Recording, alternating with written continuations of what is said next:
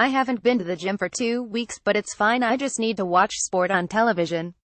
A study from the University of Montreal has found that watching ice hockey substantially increases your heart rate. For television watchers, the increase was an average 75%, while for those watching live it rose by 110%. This is equivalent, say the researchers, to moderate and vigorous exercise respectively. Heart rates were highest during overtime and if there were scoring chances. The solution is with all research, you have to ask if the results are applicable to people outside of the study. In this case, maybe not. Not everyone finds ice hockey exciting, after all.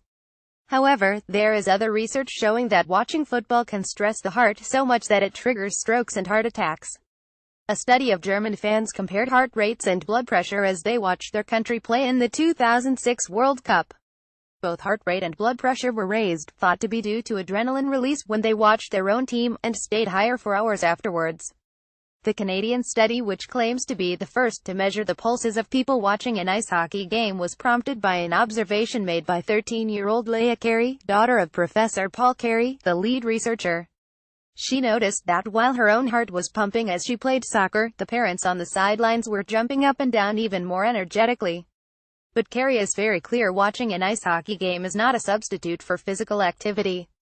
It raises heart rate and likely also increases blood pressure, although this was not measured in our study but does not carry the same benefits on cardiovascular health as exercise. There is also no weight bearing among spectators, apart from the occasional leaping from a seat, so muscles are not being exercised. More of a worry is that watching sport causes emotional stress, which research shows can trigger heart attacks in people who already have underlying heart disease. In this respect, watching ice hockey joins other known triggers for cardiovascular events such as hot weather, holidays, earthquakes, sex and cocaine use. The study of German football fans found that a stressful match more than doubled the risk of a heart attack or a stroke.